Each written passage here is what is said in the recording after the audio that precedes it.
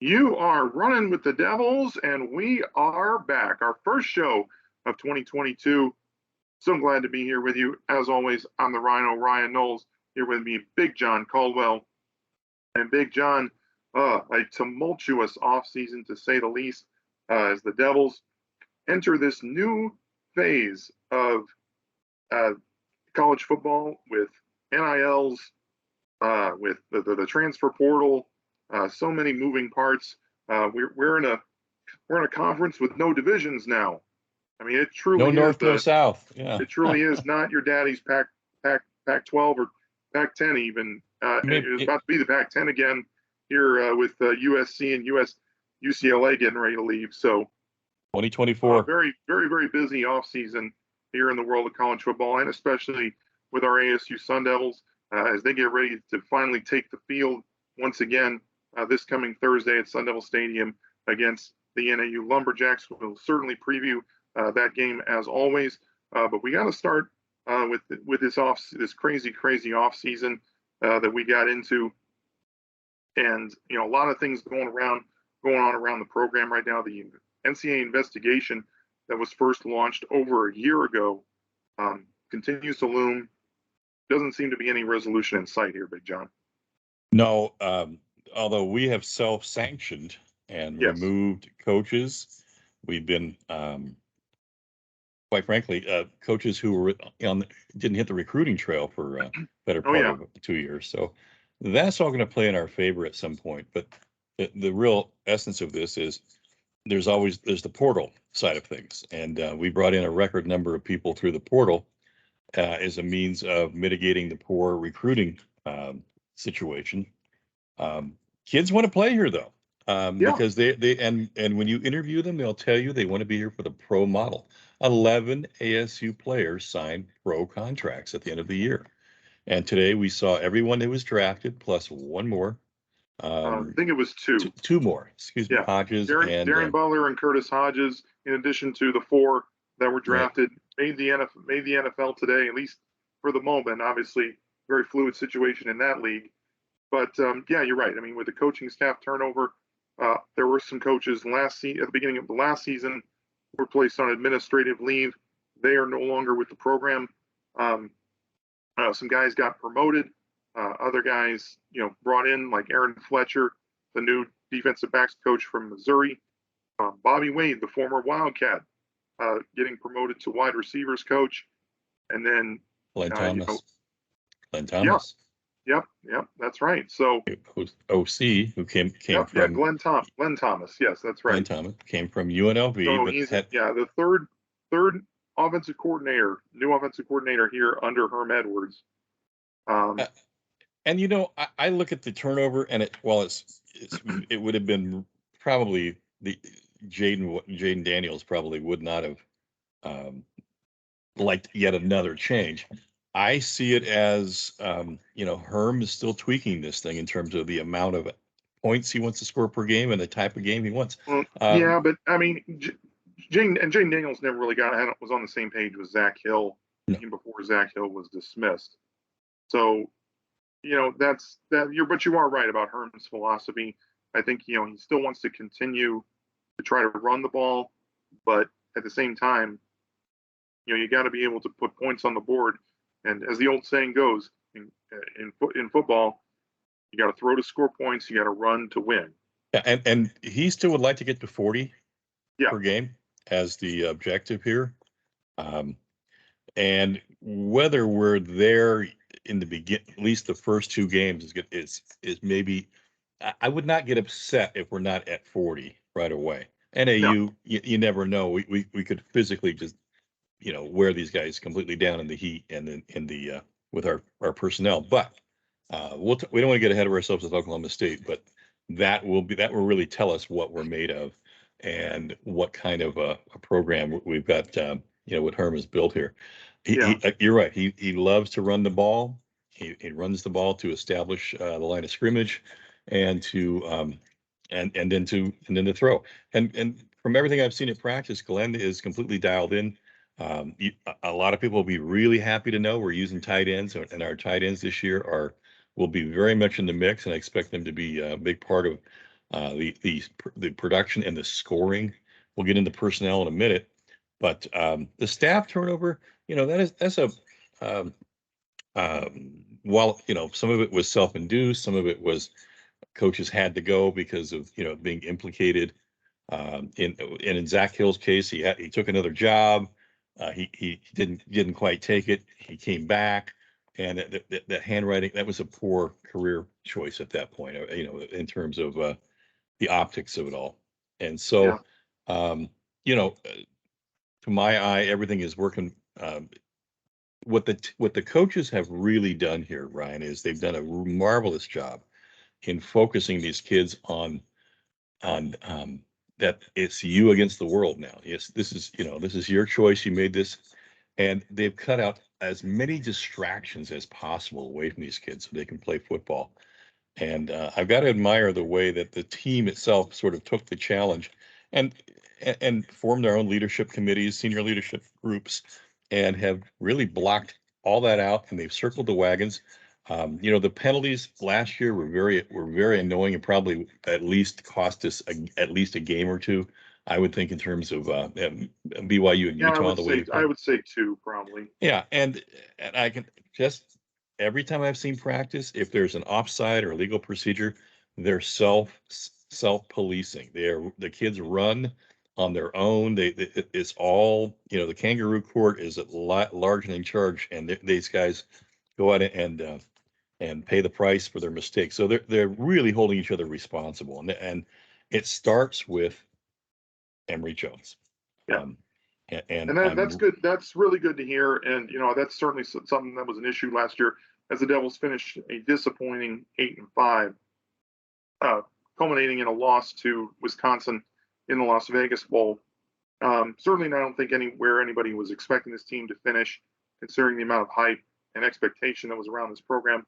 But it's good. I think that they've kind of scaled back, some of that distraction, and anything that they can do to cut down on the penalties. If they got lethal, the leadership on this team has been able to step forward and get that to stop. I think that's definitely a good sign going forward. Yeah. 8-5, most schools would give their right arm to have a record like that. And it used to be you beat USC, UCLA, and U of A in the same season. It was a good year. Yeah, you beat the California schools, and you beat U of A, and you keep your job. But yeah, it's a different time. The expectation was very high because of the talent level. But when we talk about 43 new players on the roster, it's this is going to be the reality, I think, going forward. I mean, Alabama lost 20 players. Yeah. It's going to be a little bit like the junior colleges. Yeah. To a certain extent. I mean, you got players coming in and out. A lot of like half the roster turning over every year. Hopefully, it won't be quite that bad. Well, it won't. What you don't mind is a guy who's second and third string wanting more. I cannot blame him for a grad student going someplace to finish off at home or something.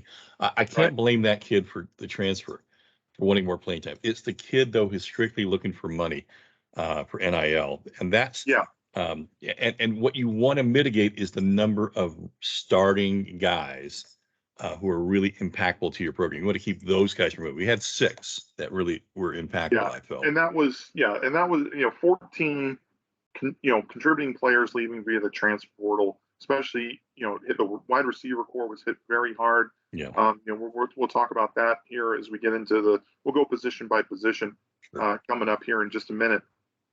But we're getting ready to preview the schedule this year. It's a different conference. There will be no divisions.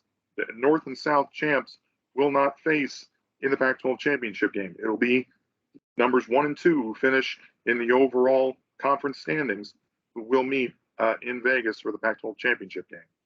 Yeah, and that's that kind of gives you an extra level of or hope in what you're doing here, that you can lose an important game and still finish high enough with a number 2 record. But you're right, it's we could be looking at in 2 years, a completely different kind of conference. I don't even want to get into in this show where we could wind Yeah. up or who could be coming in. But Yeah, it's we got enough to talk about. we do. I mean, but by statute, NC2A statute, you have to have at least 6 teams to have a conference. Yeah. And so it's even with a 6-pack, we still can we'll have a league. And what kind of TV contract is hopefully it another doesn't issue. come to that point, but yeah, I see where you're going with that. Yeah. But this is the first off season with the somewhat established. It's still kind of the wild west as far as regulations go, but the NIL has been established and allowed, and teams are programs and alumni are forming their own NIL clubs. ASU was a little bit late to the party, which is why they weren't able to offer the kind of deals that some other schools were. But I think they have found their footing now with the establishment of the Sun Angel? Yeah, the Sun Angel group is one of the groups. There's also there's a not and that's a nonprofit. There is a for-profit that's being managed by a company, and every player gets an equal share of what they collect. Very good. Two different business models. A lot of programs are starting to do that, and I think it'll pay benefits, pay dividends here down the road once it kind of gets established, it gets some money behind it, gets some steam behind it. Yeah, so we still have the largest alumni within a very close radius in our own market here to draw upon for NIL. Did get, you're right, we got up to a late start. I think some of that was self-induced. I think the comments of Dr. Crow and Ray they were a little pejorative to NIL, that they wanted it to go back to the old ways, and they kind of poo-pooed it. Yeah, and I think that was we were just kind of beyond that point. It was the toothpaste was out of the tube at that point. Yeah, and I don't think, and whether or not that sort of stymied or dampened people's desire to help or get involved, we'll see down the road. But there's at least 2 that are set up. I know there may be a third coming, because I talked to a lot of people about these things. But the transfer portal itself is going through more and more changes. In June, a change was made that allows a player to transfer multiple times without having to sit out. It's your credits have to be able to transfer. In other words, you have to be accepted by the other school, and your credits have to be able to transfer. But it's theoretical. You could play in 4 schools in 4 years, or 5 years. Some guys might do it. I mean, we've seen like guys transfer 3 times, like 3 times already. I mean, why not? It is conceivable. So hopefully, that's not that we won't quite get to that point. But it is kind of become a bit of a mercenary league as far as guys want to get paid right away. They want to be able to help their families, and so they're a lot of times they're going to the highest bidder, even if it may not be the best fit for them. Right. They kind of have to self-correct later on. One of the new things I read this today on the new the portal regulations is, because teams are losing so many players, which might transfer out, like Alabama might lose 20 players, you can now recruit far more players than you would normally to backfill those number of empty spots. But you can but at any time you can't have any more than the 85. So you might have. Yeah, they used to, like, the NCAA didn't they used to put like a limit on the number of like visits you can take, and coaches and the coaches that hasn't changed. That has not changed. Yeah. What has changed is the number of total signees you can have in a given year. So while you may have, let's say you have 20 seniors leave, but then you had another 20 leave through the portal, you can theoretically, now you're down 40 players. You can recruit and sign 40 players that next year. So like we said, a lot of changes, a lot of things going on. We're still trying to figure it all out as we go. This is kind of a time of transition. As the game of college football has definitely changed. But one thing that hasn't changed is that we will be on the ASU will be on the field this coming week, and they will face their I don't want to say nemesis, their rival, their little brother from up there in Flagstaff, the Northern Arizona Lumberjacks. We'll get into them here after a little bit, but just looking at the schedule, it's a very rough start for ASU through the first 5 games. You got, of course, you have to go to Stillwater to face the Oklahoma State Cowboys on September 10th. This is not your typical Oklahoma State team. Mike Gundy putting up a ton of points. Great skill position guys. This is a great defensive team that's going to stymie you big time. Yep. And so it's going to be ASU's first big test. We'll know what this team is or what they can be at this game. So it'll be very interesting to watch. That Oklahoma State quarterback who led them back in the Fiesta Bowl, right? Where they beat Notre Dame. That's right. Put on a show at the end to make that victory. He was a one-man wrecking crew. He was a player of the game, but and I'm drawing a blank on his name right now. But anyway, I know who you're talking about. Yeah, I can't think of his name either. But we'll have plenty of Oklahoma State coverage next week for a show when we preview them.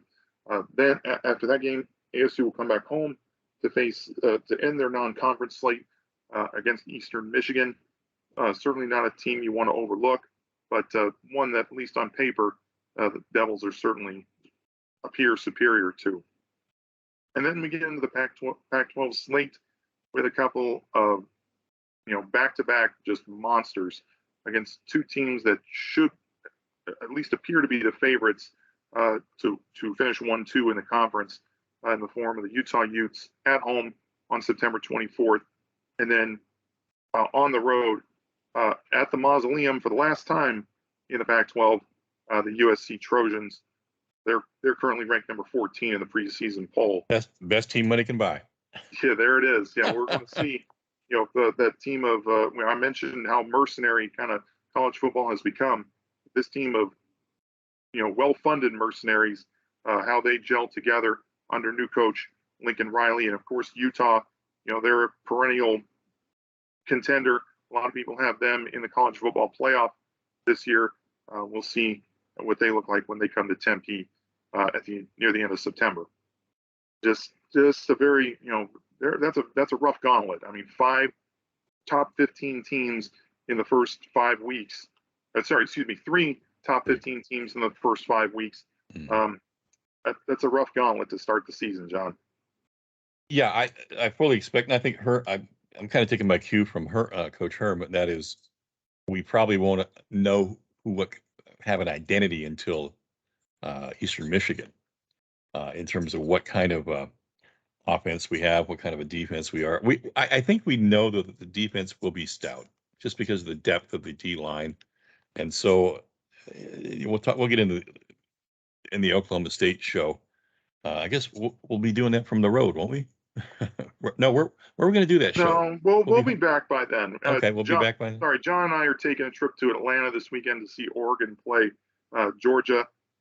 We did talk about maybe doing a road show, but we'll be back Sunday night. So we'll definitely be back on the air our regular night and time on next Wednesday. But I expect our defense to carry us until we get this offensive identity and this momentum really cranked up. The last few weeks of practice, Emory has been phenomenal. He's gone from the first 2 weeks. He was interceptions. He was all over the place, ahead of receivers, behind receivers, and all of a sudden one day on a Thursday it just clicked, and he's throwing the ball hard. He's putting it right on the. In fact, for a lot of guys, he's a lot of hands catchers. They're catching the ball right at their chest because he's throwing it so darn hard. But he can throw it with touch when he needs to, and he can lead a guy when he needs to. But while he's physically, he's going to remind you of Jaden in terms of height. He's broader shoulders. He's thicker. And the tendency here, Ryan, is when the line is starting to break down, he steps up. He doesn't. While he can run with the best of them, he runs like Jaden. It's not his first inclination is to run. His first inclination is to take a step or a second step up into the pocket, and he's I very think patient. he handles the pressure. He doesn't bail out That's right. quite like Jaden did. Maybe not as elusive as Jaden Daniels, but a little bit bigger of a specimen Yeah. than Jaden. Well, So I mean, while they have similar styles he's as far as stronger. dual threat, they're still differently built quarterbacks, and their philosophy as far as staying in the pocket and making the decision of when to run is different. So we'll talk about Emory here in a little bit, but you touched on the quarterback, and that's one of the biggest differences I think in the conference this year is the quarterback play is much stronger, in my opinion. Yep. There were the quarterback when you're just Oh. talking strictly quarterbacks, it was very top heavy last year, whereas the bottom maybe 6 or 7 teams didn't really know who their quarterback was, or really struggled with their quarterback play throughout the course of the season. And I don't think anywhere was a bigger example of that than the University of Washington, who when ASU went up to Seattle, they really struggled. It looked like UW was going to run away with that game, but they struggled at their quarterback play. But they have one now. And that was a big priority in the offseason for new coach Kalen DeBauer. This is the Chris Peterson tree is officially over. Jimmy Lake's gone. They're breaking in a new coach in Kalen DeBauer and a new quarterback, the former Indiana Signal caller Michael Penix Jr., who set the world on fire during that COVID shortened season with Indiana, and he's transferred over to UW now. And that team, I mean, you could make an argument. The only thing they were missing was a quarterback last year. They could have won a lot more games than they did. I think the obviously the USC quarterback situation is a whole lot better. Yeah, with Caleb Williams. I mean, that's one of the guys that they brought in. He followed Lincoln Riley from Oklahoma. So that's another case. True. Stanford going to Stanford, back-to-back road games here. Stanford and Colorado, two teams that at least on paper don't look very competitive, but that's why they play the game. These two teams are certainly capable of surprising some people. Stanford might have one of the best coaches in the country in David Shaw. He hasn't really had the success on the field the past couple seasons, but that team always finds a way to be competitive. And when you can run the ball the way they do, they're going to put themselves in some games. Right. Well, and Shaw has no history of having three bad seasons in a row. I fully expect him to right the ship this year. Yeah, and Colorado, granted you have to go to Boulder at the end of October. There could be some weather issues there, but still, Colorado's probably going to fight with Cal for the basement of the Pac-12 this year. So, we'll see who they are at that point, but at least right now, not worried about them too much. Then come back to Sun Devil Stadium to open November against UCLA. Dorian Thompson-Robinson back for another go with Chip Kelly. It should be an interesting team to watch.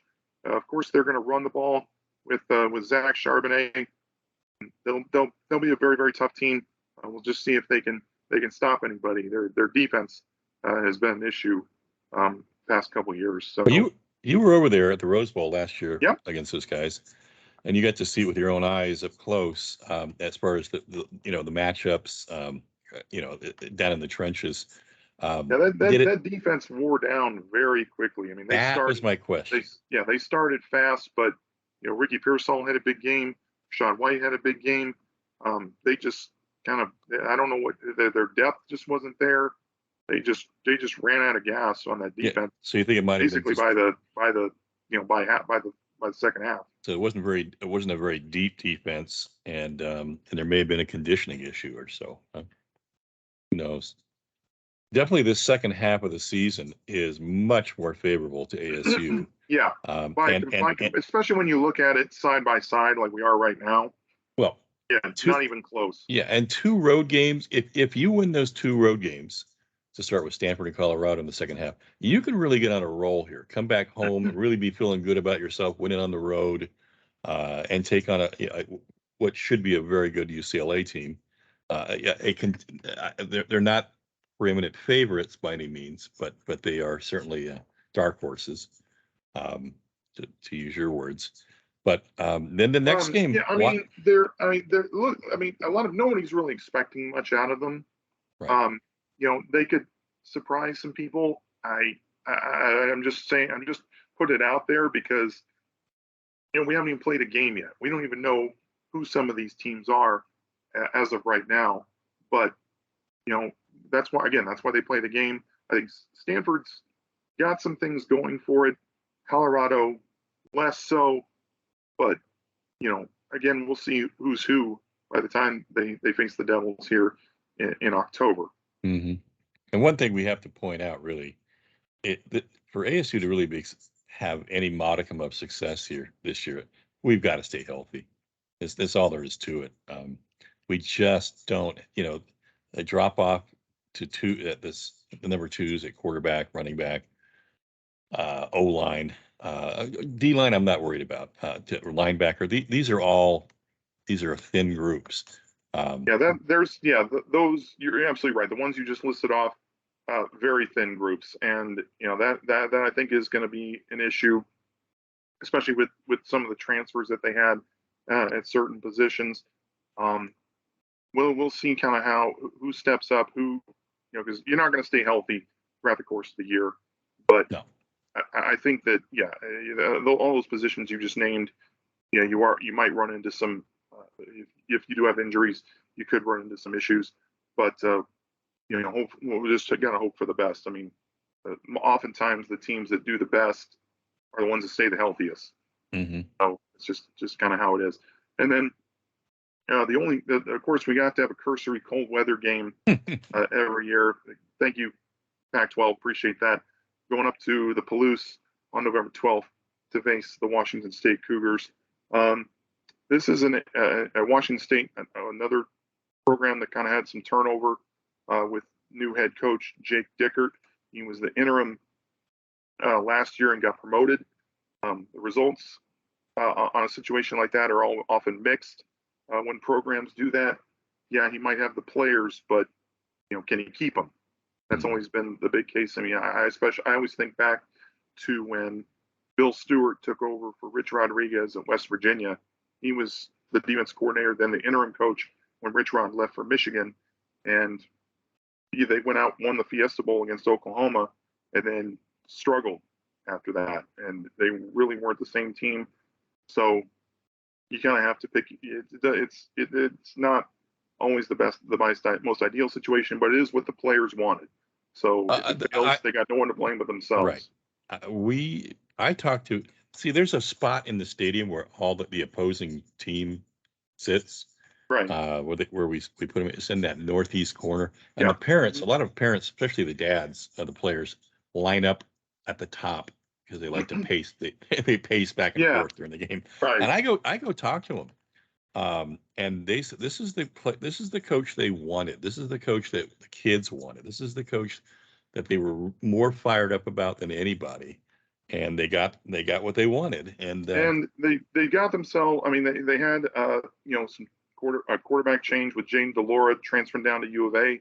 Mm-hmm. But they got themselves a nice consolation prize in the form of Cameron Ward from Incarnate Word. Mm-hmm. Now this guy, he legitimately looks like a Division I Power 5 quarterback, even though he's coming from a small school. We'll see how he does against some tougher competition. But he certainly looks the part as far as being a dual threat and somebody who can sling it all over the field. Great. Yeah. So. And then Oregon State at home. Yeah. Now this is a dark horse team to me. This is a team that not a lot of people are talking about, but Jonathan Smith, the former OSU quarterback, he's got them playing really good ball. He has them improved every single year. And Oregon State looks like a team that could make some noise in the conference this year. Maybe they don't necessarily have the horses to challenge a Utah or USC, but they still look like they could be trouble for some people. They always seem to play well. They always seem to find ways to put points on the board and win. And maybe this is the year that Jonathan Smith has kind of put it all together. We'll kind of see. They are my dark horse for a team that could potentially finish in the top two. In years gone by, in the past, Oregon State was always kind of that trap game for us. The whipping boy of the Pac-12. But we had to go up there under Coach Graham and played in that really cold, really windy night and winning that game. 2014. You love to bring that up every year. Well, we were on the outside looking in it for the college football playoffs and rated number 5 or 6. He's talking about it. Yeah. But we don't have to go up there. But my point is, come down here for once in November. Instead of having be a sleeper, trap game for us, they may well come in here being the favorites. Depending on what kind of season. We'll see where they are. We'll see where we both are at that point. Definitely a much improved Oregon State team.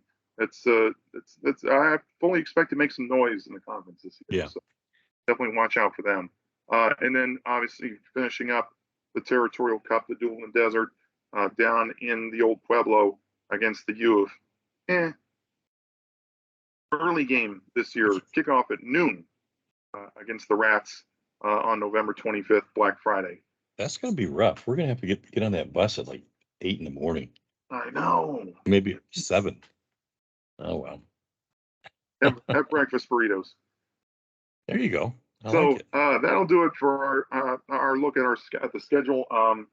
Just kind of a follow up for what the rest of the Pac-12 is going to look like going into this year. Obviously, Oregon should be a tough team with new coach Dan Lanning. He should have that defense playing up to form, assuming he has. He's got some good linebackers. Noah Sewell certainly should be a big time pro prospect. Getting Bo Nix over from Auburn was a nice get. That team should play some good ball. But we'll get our look at them firsthand here this weekend. So they should be certainly competitive if nothing else. But they continue to have that head coaching turnover.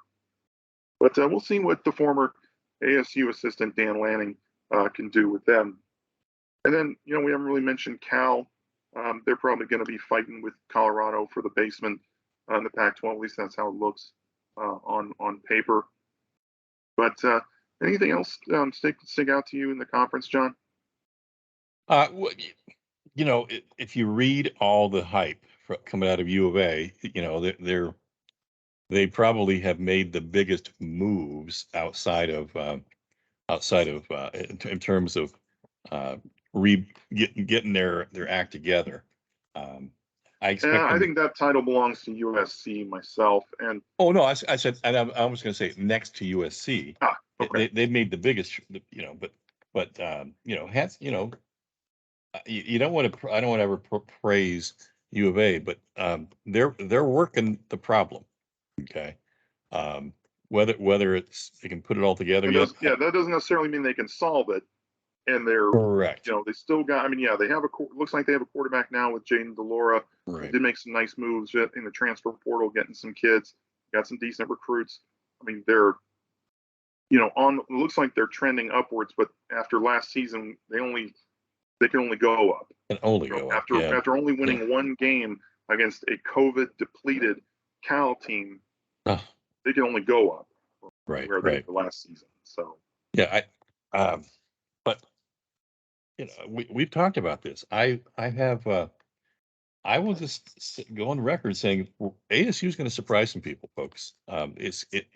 This pick next to last, 7th to next to last, whatever the writers all have is near the bottom.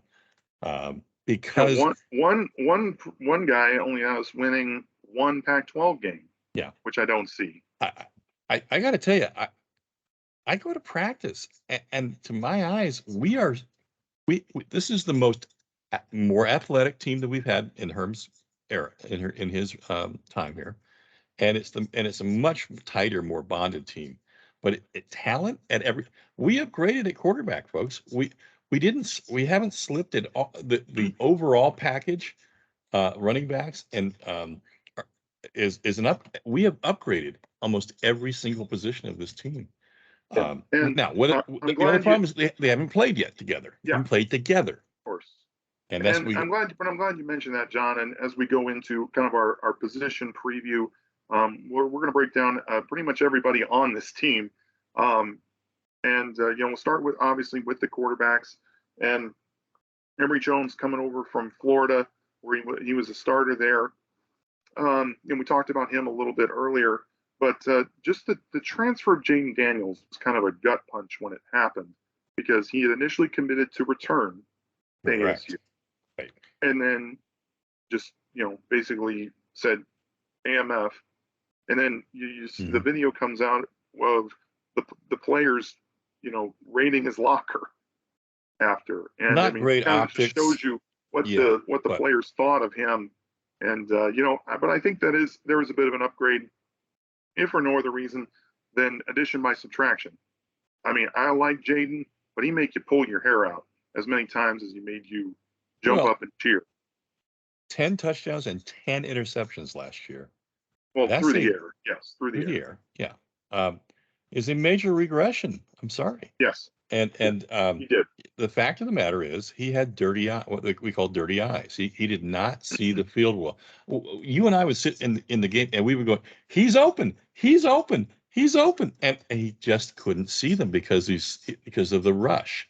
Yeah, and he was staring guys down a little bit too much, not going through his progressions. Yes, getting happy feet in the pocket, seeing the rush, bailing out way too much, and that's a problem. It is a very, very big problem, and one that I certainly don't see Emory Jones having, because his numbers at Florida were not particularly impressive, 19 touchdowns through the air compared to 13 interceptions, but here he won't be facing SEC defenses every week. No. So there's that. I definitely like his dual threat ability. I think he's going to be a better athlete than some of the other guys that he's going to see on the other side of the ball. Well, I'm going to give you I'm going to give you two other things though. He's going to be under center a lot more than Jaden Daniels ever was. He's going to be under center 60% of the time, 70, maybe 67. And we're also going to be in the huddle, which is great for accountability and communication. This is going to be more of a run first team. Yeah. At least initially, that's going to be their identity is going to be as a run first team. They'll find a way to get Emory Jones out in space in the play action and let him run. They'll run some read option and let him get around the edge. There's some different things that they'll do to move the ball on the ground. We'll talk about the running backs in a minute, but just running through the rest of the quarterbacks. Paul Tyson also transferred over from Alabama. He's football royalty, being the grandson of great grandson of Bear Bryant, and coming over from Alabama. He made some nice throws in the spring game, but just not the most consistent guy, which is kind of why they went out and got Emory Jones. And then they, also staying in Alabama, they also picked up Bennett Meredith, the true freshman from the football powerhouse that is Hoover High School in there in Alabama. And then still on the roster, obviously Trenton Burgett. Looks like he is going to be the backup, at least for the time being. Number 2. Finn Collins, Dalen McLemore, also still on the roster. And then Ethan Long, who came in to the program with Jaden Daniels the same year. He has also transferred out to Abilene Christian. That's a good fit for him. I think that's the level of play which he competition I think he can really shine in and excel and show up all that athleticism he has. Yeah, I mean they tried to find different ways to get him on the field, but ultimately he never looked like he was going to crack the rotation or be in contention with the starting lineup. So, Captain America, special teams captain, tried to do a lot of different things with him to get him involved, put him in as like a tight end or H-back. Ultimately, just not a good fit. So I want to point out Emory's been named captain as well because of his leadership, and he has worked really hard. I'm telling you, there was that, like I say, there was that Thursday practice about 3 weeks ago where it just all started clicking for him. And everybody was just oohing and ahhing as far as where he was placing balls and the touch he had. It was just really If you impressive. watch the practice film, he definitely looks the part for some of the throws that he's making, and he did a good job when he first came in. Getting on the practice field with guys like Certain guys, Elijah right? Elijah Badger, Jalen Conyers, among others, and Messiah Swinson. Swinson too, and did a good job of getting acclimated to everything and learning the offense. So he's definitely earned that starting spot. Yep. Moving on to the running backs, this is another position that had some turnover with Chip Trainum transferring out to Ohio State. He's going to play linebacker there for the Buckeyes, and then Rachaad White being a third-round pick of the Tampa Bay Buccaneers.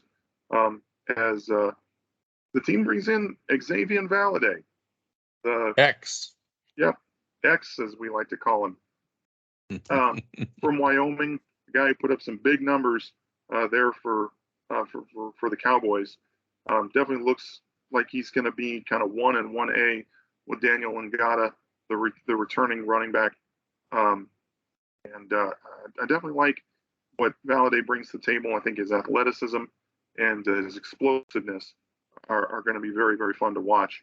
And then the team also added a big body running back in Tevin White from Virginia, who should, I think he'll get some opportunities in short yardage and goal line situations. 6'1", 220, somewhere in that range. Where they need kind of a bigger back. So, and then Daniel Ngata, I think he's been kind of biding his time, waiting for his opportunities. He had some big snaps in the bowl game, but now he's going to be kind of the co-starter with Valade, and this is his opportunity to shine.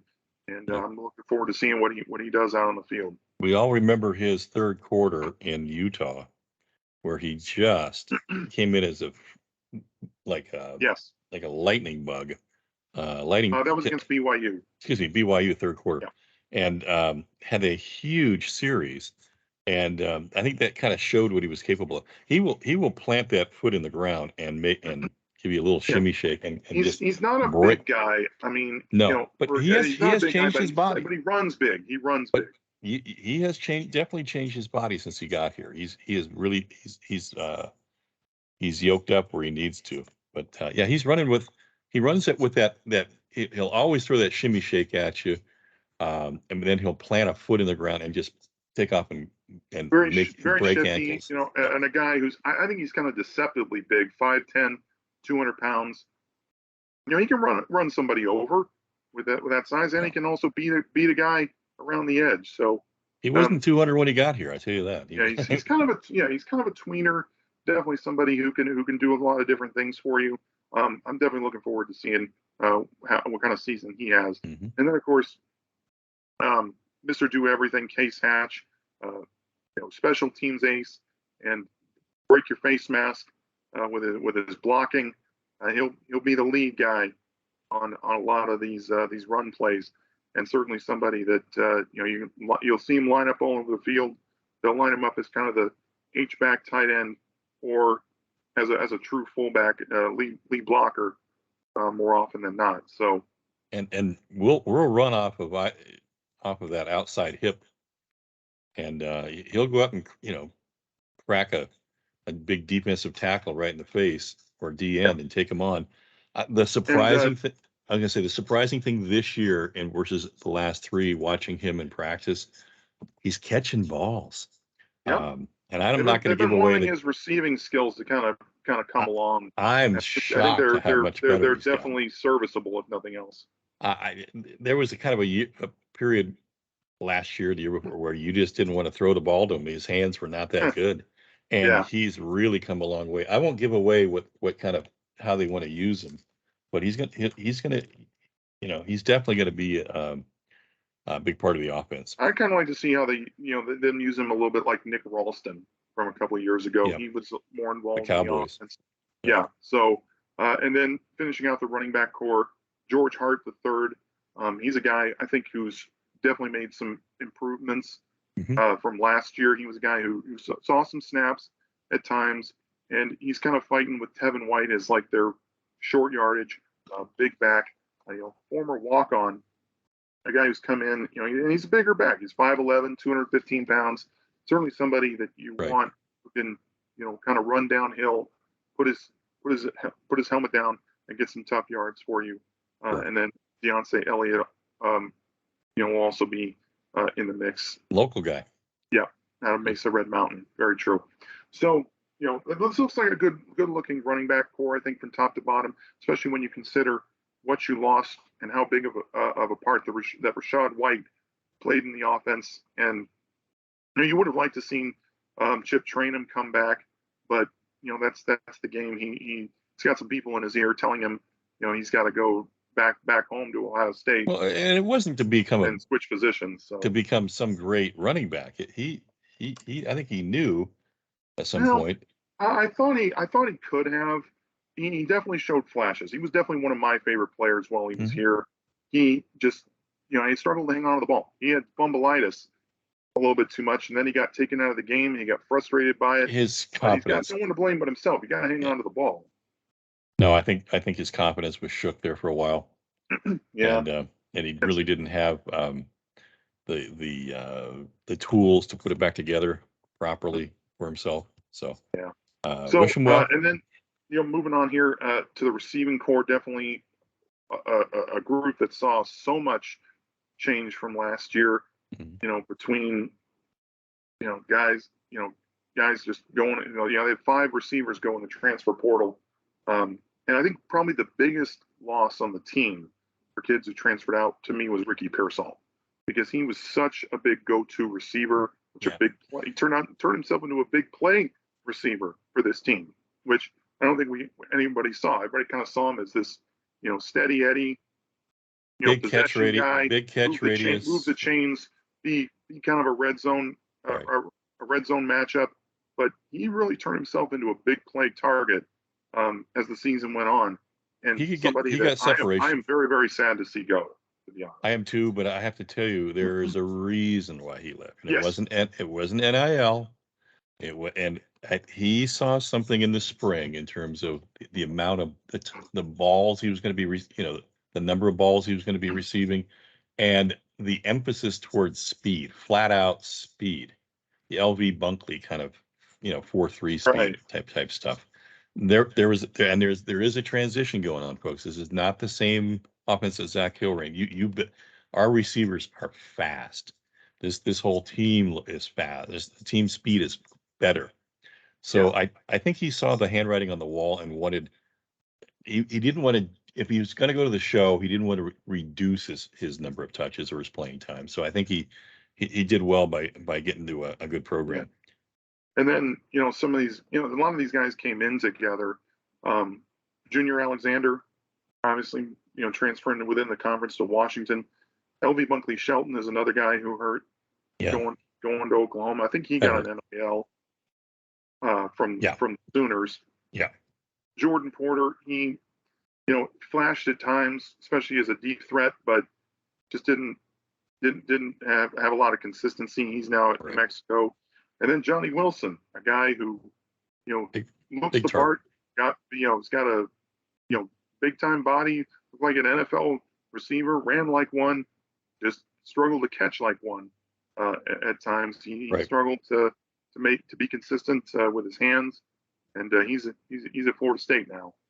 So a lot of turnover within this group, but I think the Devils did a good job bringing in some guys. They focused on some small school guys, which was interesting to me. Cam Johnson looks like he's going to be the starter along with Gio Sanders in the slot.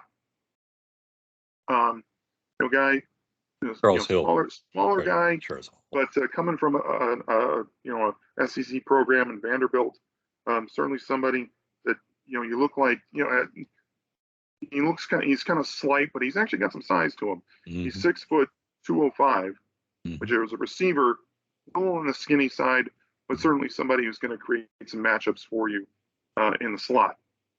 And then you got a couple of small school kids in Charles Hall IV and Zeke Freeman coming from Virginia Union and Kilgore, respectively. But these two guys, they look like Division I receivers. Hall is the way they've been flashing in the practice, go-to. they're going to earn every ball they're getting this year. Hall's been getting a lot of balls lately in practice, and very sure-handed, and he's like a trusted guy now in short yard Yeah, I'm passes looking and forward to seeing in what he traffic. looks like in the game. He certainly got the speed Mhm. for Power Five. I'm definitely looking forward to seeing him. Sean Charles coming over from NAU, and then a couple of preferred walk-ons in Javin Jacobs, who looks like he's going to be an impact player on special teams, and then Patrick Williams the second, and then the holdovers from last year, guys who we fully expect to step up and kind of fill the void from all these departures, and led first and foremost by Elijah Badger and Brian Thompson, two guys who have flashed at times. They look like big time receivers. Just want to see them get a little bit more consistent. Badger with his route running, Thompson maybe with his hands. Of course, he had that terrible game against Washington State last year, but was able to bounce back and kind of have I think a strong finish to the rest of the season. He was a Utah transfer last year, but certainly somebody I think that can certainly make an impact on this team.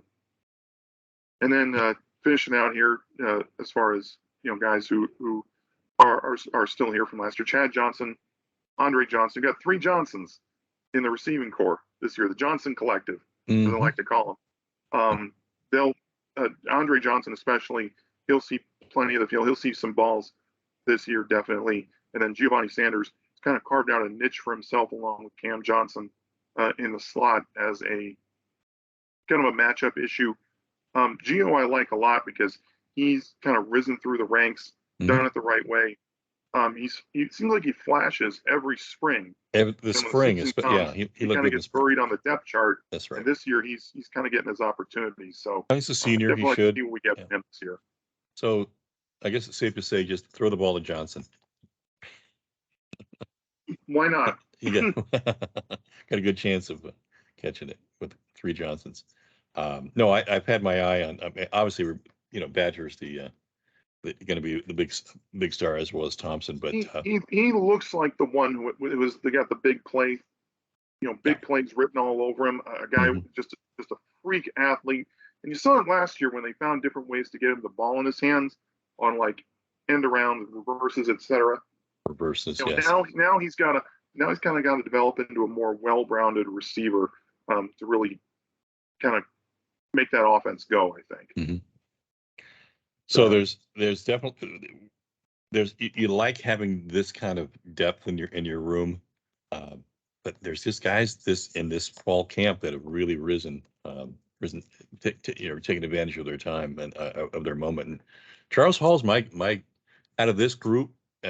We know who should be having good years, but Charles Hall I think is going to surprise some people this year. He's going to be a real crowd favorite once he delivers on some. They're not afraid to go him and they don't. These are not just perfunctory this in like critical moment passes they've been going to him. Third and long where they really got to get a ball laced into somebody. Third and or the first down where you got to get a first down. They've been hitting him. Kind of what Ricky Pearsall was in the last year. Yeah, probably. Yeah, that's probably the best analogy. So that's that to me could be Charles Hall, or Giovanni, or Brian Thompson, or Andre Johnson. Those guys to me, with their size, and I think they have the route running to make it happen. I think that's kind of who you're going to end up looking for on those go-to third down passing downs. Yep. So moving on to one of the bigger positions, literally and figuratively, on this roster. This is I think a position group that's going to get a lot more use than it has in years past, the tight ends. And you could kind of tell that they made this group a priority with some of their moves in the offseason. Obviously, replacing Curtis Hodges is going to be tough because he really turned himself into a nice receiving tight end by the end of his time here. And then John Stivers wasn't much of a receiving threat, but definitely a big blocking tight end. Yep.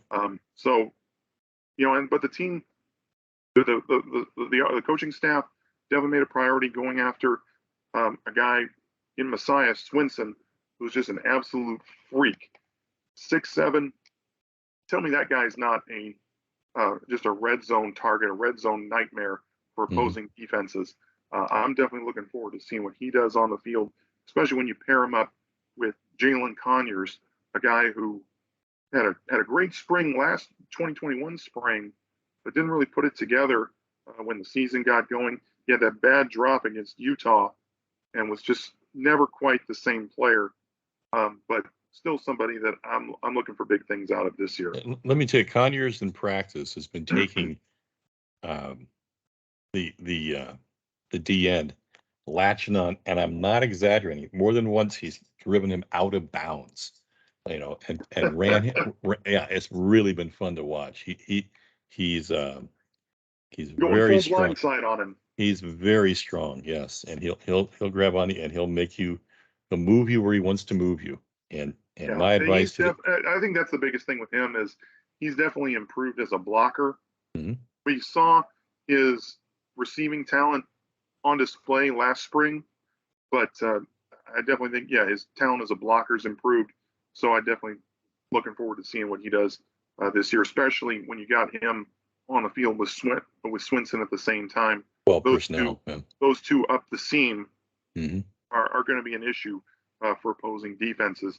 And then they got a nice JUCO transfer in Bryce Pierre, a guy I think you will see quite a bit of. He's another guy who's flashed at practice at times, and someone who still kind of putting it all together, but someone that I'm looking forward to watching. And then they got one of the best tight ends in the country in Jacob Newell, but unfortunately he had a season-ending injury in practice and won't see the field this year. So that means next man up, guy in Ryan Morgan, who hasn't seen a ton of the field, but I think with this tight end group kind of being a little lacking in depth. We talked about depth earlier, and this is one position that has a lot of talent on it, but one or two bad injuries. You could see some guys. They may have to bring up some guys that haven't seen much of the field thus far. Yeah, I'm looking forward to Jacob Newell getting healthy for next year. He certainly passes the eye test. He's not quite as tall as Messiah, but he's a good 6'5" or 6'6". Messiah's an honest 6'7". I look up to him. Yeah, and with the loss of some of the talent in the running back room, and then also in the receiving core, I think it's great that they're putting a focus on the tight ends. Glenn Thomas coming over from the NFL. Tight end play is essential on most teams. So I think that with what they've done a good job making this position a priority, and I fully expect them to use it. I hark back to 2012 when Todd Graham first came in, and the receiving room was a little bare as far as go-to talent, and he made the most of it by utilizing the tight ends. And I really see us. I had high hopes for Zach Hill last year, because we had a couple players, but it just never really materialized. So I mean, Hodges had some plays. He had some games. He was. I think he was utilized pretty well, but not. It wasn't the most consistent use. That's the thing, especially when you have both Hodges and Conyers on the team. They were very rarely used in conjunction with each other. So, yeah, I see what you mean by that. Hopefully, we'll see a lot more two tight end stuff this year. And I think that they'll be able to utilize this position really well. And now another position group that had a lot of turnover from last year, guys going to the NFL. You had some graduates, you had some guys transfer out. The offensive line. I think this is a group that's going to be leaned on heavily to establish line of scrimmage and open up plays for the skill position guys.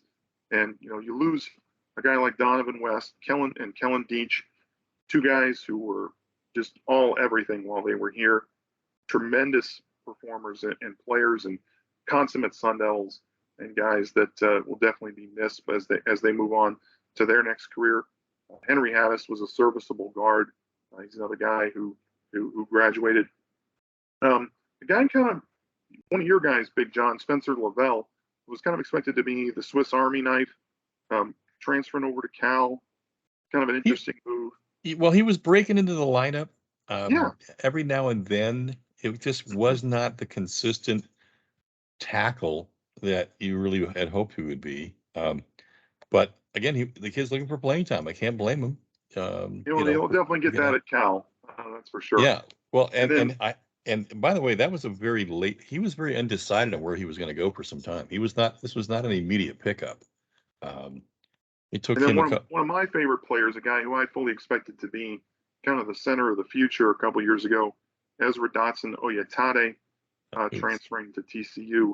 Another guy who tough to see him go, but one that struggled to crack the rotation consistently. Yeah.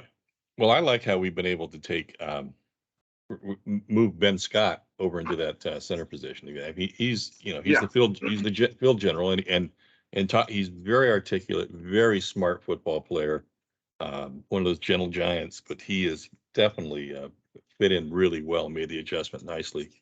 And I like him a lot. I thought he played, his first year as a starter last year, sliding in at right tackle. I thought he played very well. Mm-hmm. But he's got, you got to have versatility on an offensive line, especially one like this where there is not a ton of depth.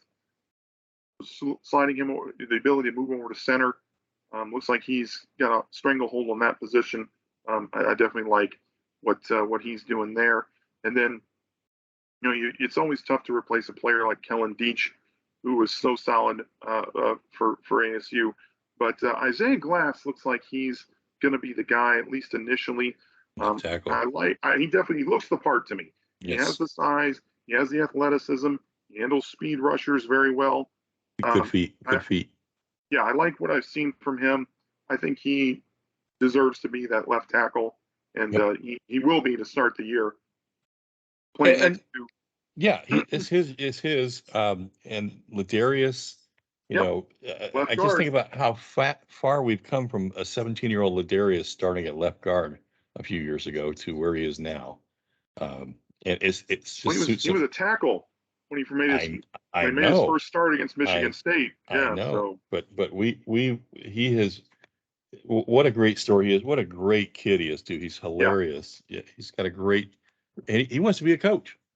He loves the game. He's a team captain. He's well on his way. So yeah, definitely like what we've seen out of him. He's going to be that road grader that the team's probably going to run behind quite a bit. And then you start talking about the newcomers. I think that ASU did a good job in the transfer portal, identifying the offensive line as a priority and bringing in a guy like Des Holmes, who looks like he's going to be the right tackle. Yes. Coming from a big-time program at Penn State, didn't get the playing time he was looking for. I think everything I've seen and heard, he should do well here. Same goes for Chris Martinez, coming over from San Diego State. I like him because he is a bulldog. He's a bulldog. I love that.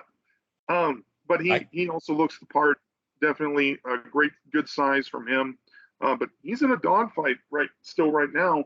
We're a couple days before the game, and we don't know who the right guard's going to be.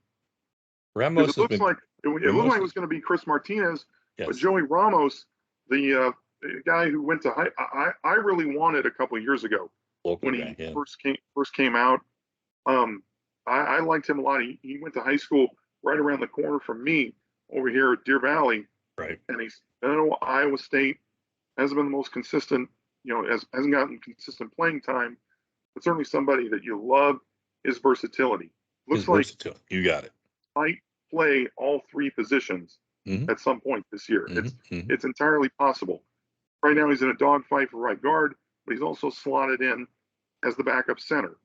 Yep. So, a lot of things to like from him. Emmett Boley looks the part, big guy, aggressive, but he's kind of struggled with speed rushers. We saw he started a tackle in the spring game and really struggled with the speed rush. I don't know what kind of position he's going to have. He was in a fight with Glass all training camp for the left tackle spot, but he projects more as a guard to me. Yeah. And There's not a lot of just good left tackle. That's the hardest spot in the country to recruit, folks. That's all there is to it. There's not a lot. You just don't be born a left tackle, right? and I like Emmett Bully. I think he's got a good attitude. I like that he bet on himself, coming from a small school, Northern State, to a Power 5 school. You know, he's probably dealing with the a change in the competition. Oh yeah. But we'll see where he kind of slides in. I think I project him more as a guard, but you know, if you need him to play tackle in a pinch, you can just maybe line up a tight end to his side who can chip and double team, because he doesn't have the athleticism I think that Isaiah Glass or Des Holmes do. Yeah, if Isaiah goes down, I think you're moving Henderson out first, and then Moley or Ramos. I think Ramos is plays versatile enough. tackle. Yeah, right. So they'll have some options. Some guys. It's good to have versatility on an offensive line where there's not a ton of depth. You know, you get a couple of junior college guys in Thomas Leboucher and Danny Valenzuela. Valenzuela's more of a center. Mm-hmm. Leboucher's been missing from practice the past couple of days. We assume he's still with the program. Mm-hmm. He's on the depth chart as a backup tackle. We'll see what happens with him. And then, you know, holdovers, Armand Bethea, Austin Berry, Ben Bray, Ralph Frias, and Colby Stuckowich still being, they'll fill out the depth there. Yep. Got a 2 deep. And Ralph has been flashing to my eyes, and so has Ben at times. He's a redshirt senior who's battled injuries. He's a guy that I was very high on he's an Arizona kid coming out of Safford, you know, small school, dealing with the changing competition. I didn't think he'd hit right away by any stretch, but you know, he's a guy who contemplated retirement, and now somebody who's kind of back with the program after a hiatus. You probably will need him at some point to play guard. It's just that there's a lack of options, quality options, I should say, at tackle outside of maybe 3 or 4 guys. But I do think you have some options on the inside, which is always nice to have. It's just that those tackle spots, they're kind of the more important positions. So hopefully the offensive line can kind of hold up throughout the course of the season, and that depth won't be put to the test too much. As we now switch over to the defense, and one position group that you and I are both very excited about, Big John. We feel like there's so much talent here, so many great guys that we can watch and that are going to be contributors on this team, make plays, and we're very, very excited about the defensive line. You know, it's never easy to lose a guy like DJ Davidson, who was, you know, such a big part of the team. Yep. He's playing for the New York Giants now. Good for him. And then you lose another big guy, Jermaine Lole, who, you know, the guy was just a freak athlete. Looked like he was just going to be everything last year, and then he gets hurt during fall camp, and then he got a big NIL deal from Louisville this year. So very, very tough to lose a guy like that. Yeah, and I know a lot of people were really, you know, thought, you know, Lole going down last year, it was, you know, the D line was not going to be any good a result. We had a really good D line, folks. Oh yeah, excellent D line. We had the best defense in the pack, and I was very impressed with how this group kind of came together after that loss and really performed. And then this was all also credit to the coach. This was all also credit to Rodriguez. Robert Rodriguez, one of my favorite assistants on the staff. I love the way he pushes guys. The way he recruits. Mm-hmm. There's just so much to like about the guy. I definitely like him a lot, and can't wait to see what he gets out of these guys going forward. And then this was also a position group that was kind of marred in controversy with guys running the legal trouble. Stanley Lambert, Looked like he was going to be a breakout player this year. Oh man, He had some legal problems. He's no longer on the roster. Same goes for true freshman Jadon Williams, who was one of 5 true freshmen to come into the program. Another one being uh, Carter Brown, the kicker. right, So there's only 3 true freshmen, like scholarship players, right. on the roster now, with Jadon Williams being dismissed. So definitely a tough blow. But once again, the transfer portal provides. This was some nice gets here in the form of Nesta Jade Silvera, the nose tackle out of Miami. Looks like he's going to be a nice player. Oh, Robbie Harrison, the true freshman, refrigerator. splashed all camp. It looks like he's going to definitely be in the rotation. So some nice pieces to like here, Big John. Silvera, Nesta, his swim move is as good as I've seen in a long time. He's got a great swim move, folks, and he's in that. Didn't get a backfield chance to see quickly. him in the spring because he was dealing with an injury. He had a But foot. everything we're hearing, he's going to be an impact player there on the inside. So yeah, well, you have a lot of tackles who are just going to be or gap managers. Like Robbie will be a gap manager, kind of a tackle. Nesta is a strong dude. I mean, Robbie's the strongest guy on the team, by the way. Harrison, he can outlift everybody, and he literally takes offensive. That's impressive linemen. As a true freshman. He literally takes offensive linemen and he can just cool them quickly with his hands. But when his feet catch up to his hands, all pack, guaranteed. Nice. Nesta has this swim move, and he also has a bull rush, and he's going to be one of your big rushers. And then which you definitely need on that on the inside, and yeah. that was something that really came up last year, because while the D line was a one of the strongest groups on the team, their sacks didn't always come in bunches. They were kind of spread out, and your leading sacker was actually a defensive tackle in BJ Green, a former walk-on. So it's just, you never know where it's going to come from. Just rounding out the newcomers here, Dylan Hall looks like he's going to be a decent pass rusher from Boise State. He's kind of on the depth chart, but he'll get his snaps. Same goes for Bamad Miller from Maryland. Jaleel Rivera Harvey, the JUCO transfer, flashed on film. I mean, I love this film coming in. He's still carving out a niche for himself on that D line. A little bit of a backlog, but I think he'll see the field at times. And then one guy who has really flashed in fall camp, a guy who's done, I think, more for himself than just about anybody on the roster, in Blazin Lono Wong. Seems like from Hawaii, seems like every practice he's out there making plays. Tough to keep a guy like that off the field. No, you're right. Right. No, this is what gives me, this collective group is 8 deep, folks. 8. Yeah. And as a D, and why I'm so bullish, and I think you too, when you can rotate 8 and not have a big drop off, and we saw this last year from the 1 to the 2s, there was not really any drop off in skill level and getting and rush. Their productivity was very, very high.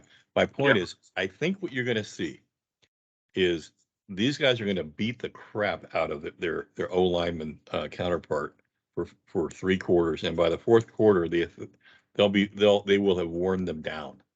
And then whoever has the hot hand, whoever's having a big night coming off the edge or coming up there, it's going to be keep those guys in other words, wear them down and win the 4th quarter. That's kind of the philosophy that they said they're going to stick with. And I like what I've seen out of this group. I really think it's going to be the strength of the defense. I can't wait to watch them on the field. And some of the guys coming back, I mentioned BJ Green, Anthony Cooper. We've kind of waited a couple of years for this guy to put it together. It looked like he was right there on the cusp. This could be his year to really take that next step forward and be an impact player there on the outside, especially with the injury to Michael Matus, one of the big team leaders. Now he's done for the year. Probably his Sun Devil career is probably done as well. I don't think he has any eligibility left, which is unfortunate because he was having a great camp. He's definitely going to be missed, but he's going to be a coach on the sidelines. He'll travel, so he'll take up. Yeah, and then the Moores, Joe Moore, Trevez Moore, like they've started to put it all together. They should have nice seasons. Trevez Moore, especially in the past couple weeks, has really taken a big step forward. He looks like he's going to be a nice pass rusher. He is. He has this great move, Ryan, where he'll come out. He'll kind of. It looks like he's in the five, in the five technique, coming off the edge, and then he'll quickly hop across the tight end or the tackle, and he's to his inside shoulder, and he's gone. Right, he's right Nice. past him. It's just this little Yeah. hop, boom, boom, he's gone. That's what you want to see. I mean, that's a guy, with nice feet, good moves. Mhm. That's a consummate pass rusher right there, and definitely one that we're looking forward to watching. And then some guys on the inside: Omar Norman Lott, T.J. Pesafea. Norman Lott, to me, one of my favorite players on the team. Love his motor, his athleticism. Just Pad a guy height. who His goes pad height. all out, and one that he's kind of. I think this is him like Anthony Cooper. It's a year that he kind of puts it all together and has a big season because he's got all the physical skills to do it. And I can't wait to see what he does this season. He has this really uncanny ability to stay really low coming out of his first step. Low man wins. And he's the lowest guy, and he just beats the offensive lineman, and he'll just scoot right underneath him on the like this high off the ground. It's crazy. But yeah, he's got cat-like moves. Lot to like from him. And Pesafea is a little similar. He's got a nice motor. Definitely a guy who's I think going to be a factor in the run game. Mm-hmm. And then Garrett Stansbury, another guy on the outside who's battled a hamstring injury, but I'm sure we will see him at some point this year. And now the linebacking core, and this is a group, again, not a ton of depth.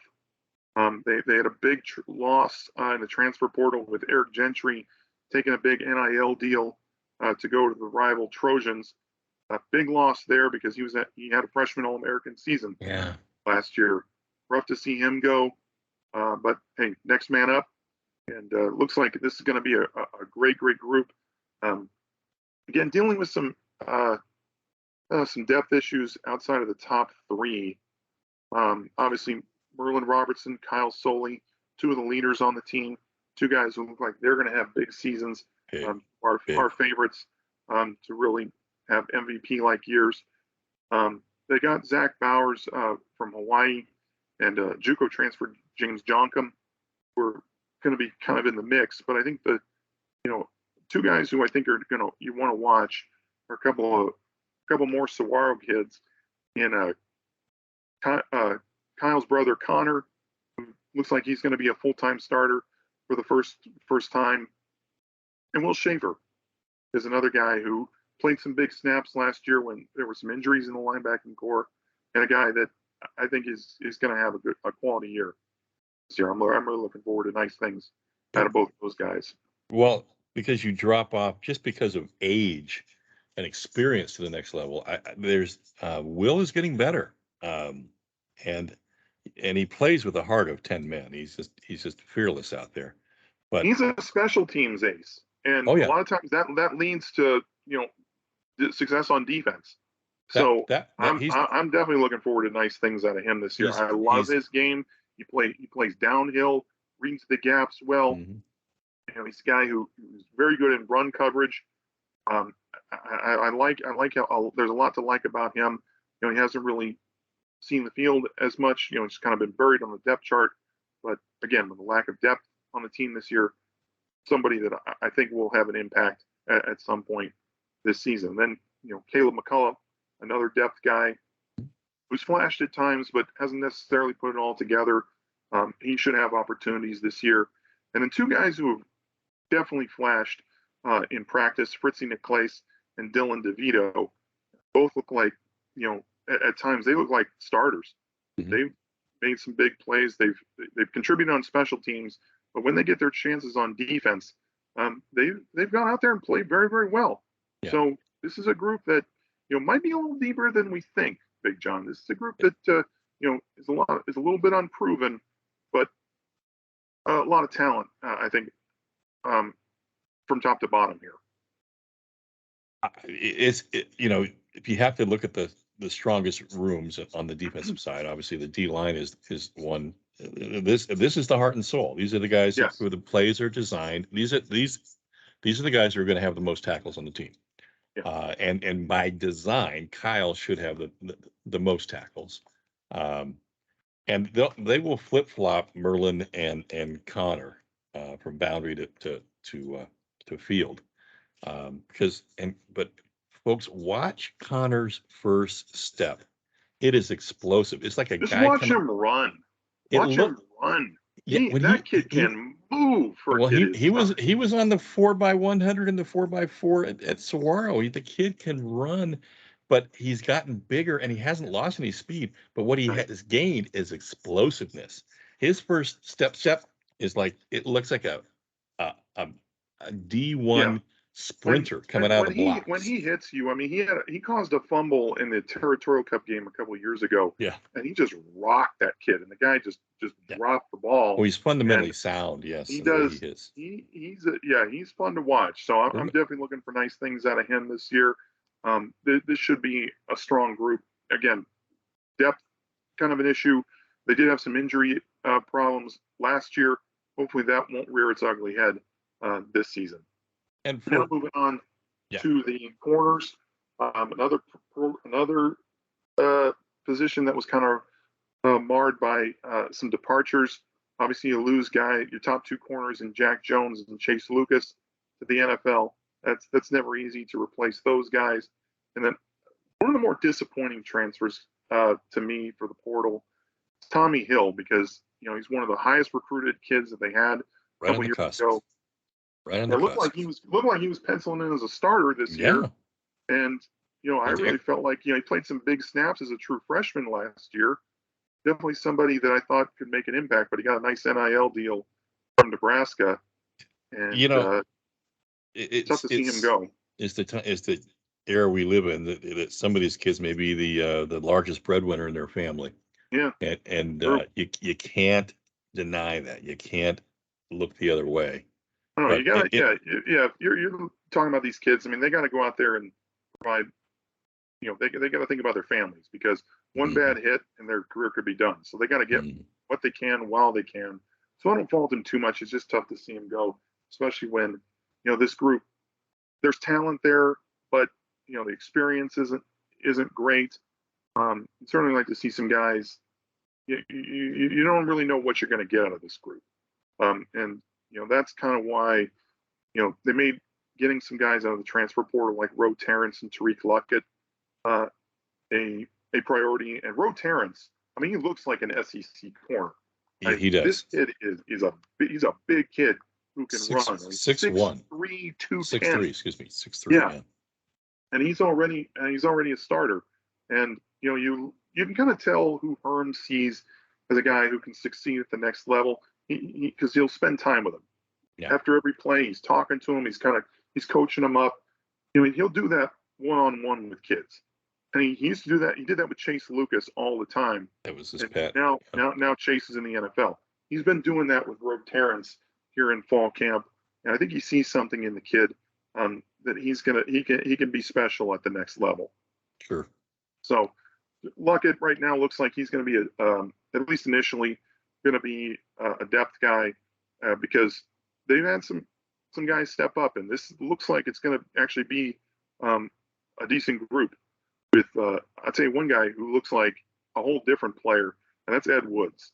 Yeah, he does not look like he did a couple years ago, when he looked like he was just another guy, rotation depth kind of guy. He's really stepped up and made himself a big part of this defense, and I'm looking for nice things out of him. Jordan Clark and Tamarcus Davis, they will definitely be on the field at some point. It just won't be this week. They are injured right now. Looks like they're gonna miss at least the NAU game. So it looks like Roe Terrence, Ed Woods will be the top two corners at least to start the year. But Jordan Clark and Tamarcus Davis will absolutely be in the mix, and you'll see them plenty, especially Jordan Clark in the slot. He's a very, very aggressive corner, very smart corner. He's a lot like his dad. Played safety in the NFL. So I'm looking for nice things out of him when he comes back. In the meantime, DJ Taylor, the special teams ace, he's really Oh, improved his play as a corner. They kind of yes. moved him around a little bit. He was a running back for a while, then he was a safety. Now he's kind of found his niche as like the nickel corner in the slot.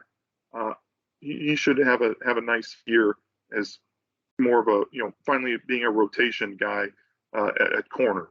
He had a very good mock game on Friday that I was at, and yeah, he looked like he was ready to assume the position to take this job. He Yeah, was really flying around out there, knocking balls down, and he's just quick. He's not just fat; he's quick to the yep, ball. yep. Love DJ. I think he's going to be really in the mix all year. Yeah, I like what we're seeing out of this group, even though again it's unproven. Last year you kind of knew who was who in the secondary. This year, yeah, I think they're going to spread it out a little bit more. I think they'll kind of like the D line, they'll rotate more guys in to kind of keep guys fresh. But I still like what they have, uh, especially from a couple guys like Isaiah Johnson and Mason Williams, two guys who you know have flashed at times, who looked the part at times. Now they're starting to move up that depth chart and really be kind of more than just rotational guys. R.J. Reagan, Keon Markham kind of round things out. But this is still a group, I think, from top to bottom, who not a lot of experience outside of maybe the first few. Certainly, guys who've got all the skills in the world to be impact players. So, Yep. moving on to safety. Again, got to replace your top two guys in DeAndre Pierce and Evan Fields as they both graduated. And I think this is another position group that was kind of a priority for the coaches. They hit the transfer portal hard and came away with what appears to be two starters in Corey Bethley out of Hawaii and Chris Edmonds out of Sanford. They were both guests on the radio show last night. And Bethley especially looks like he's going to be a very, very good player. Yep. He's all conference for the Rainbow Warriors. And just playmaker. Oh, yeah, big time. And Edmonds is a guy who's going to play close to the line, somebody who can help out in run coverage. And kind of like what you've seen in practice out of these. He's a big safety too. He's tall. Well, that's what you want. That's kind of been the priority for Herm Edwards and the coaching staff is recruiting, guys who look like NFL guys who are bigger, taller, athletic. Not these small little guys that the previous regime often would recruit, especially in the secondary. You want guys who were bigger, stronger, but can also move a little bit. And I like what they have in this safety group. I mean, Kwan Markham was another guy. His brother Keon is a corner. He's a safety. It looks like he's going to be in, that's kind of the next man up at either safety position. And Gene Boyd and Elijah Gamage both played some big snaps last year when there were some injuries in the safety group. Gamage especially, I like what he does in coverage. Boyd, he's a guy who's flashed on special teams and, big body and a guy that, you being the son of a former Sun Devil himself, you expect some good things out of. And then Willie Hart's the converted corner. You like what you've seen out of him at times. Of course, he had that big pick six a couple years ago in the bowl game against Florida State. Hasn't really put all together as a safety just yet, but still somebody I think you can count on in a pinch. So that'll do it for the offense and defense. And of course, we're going to talk about John's favorite subject, special teams. Well, and I think for the first time in a couple of years, Big John, there's some consistency at the kicker position. Yeah. But you haven't really seen a ton of, really since Brandon Reese transferred out. And I like what they have this year. And Jace Feely, of course, the son of the former NFL kicker Jay Feely, and the freshman Carter Brown. It's like he can boom it with the best of them. Yeah. Last year, field goals, 18 for 24, 6 misses. that's a lot of misses. It is too It's many. too many, and I know Coach Slocum is looking to fix that. Yeah. There's still a battle going on, folks, between these two, and just for giggles, they put Eddie Zapolicki in there, and he was right in the mix the whole night with field goals. I'm talking 45, 50 yarders.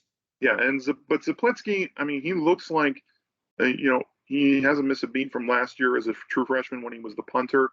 He had a really, really solid year. Definitely looking forward to big things out of him. He's also going to be the kickoff specialist this year as well. Yeah, I mean, he might end up doing it all before it's all said and done. I mean, he really has a great hope leg. It won't come to that point, because I think you need somebody who can focus on all that, focus on focus on field goals. And I think they got Carter Brown for a reason. He's one of the highest rated kickers in the country. I think I don't know if we'll see Eddie Zapolicki place kicking very much this year. I think it's nice to have a backup. Should it? Well, but yeah, and they're completely different motions, completely different totally muscle memory. Yeah. So and then long snapper John Furlman. Obviously, we don't really talk about the long snapper until something goes wrong, but he is there. And then kick and punt returners, looks like it's going to be DJ Taylor. Obviously, that guy's dangerous every time he gets the ball in his hands. But Daniel Ngata, Cam Johnson, and then the walk-on Javin Jacobs. Bill will probably see the field at some point on special teams as well. Good athlete, yeah. He'll certainly be in the hands team.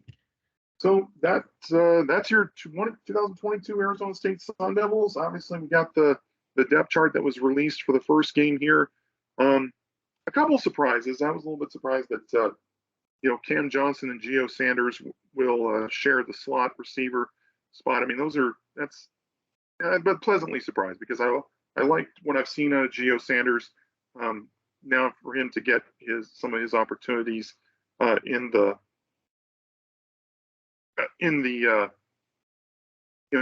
as the season goes on, in the regular season, I think is nice to see. Mm-hmm.